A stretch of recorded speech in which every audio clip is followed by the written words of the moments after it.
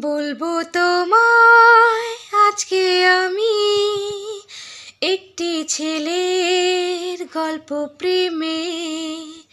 বলবো তোমায় আজকে আমি একটি ছেলের গল্প প্রেমে। চুপি চুপি কার ছবি এঁকেছিল সে অন্তরে।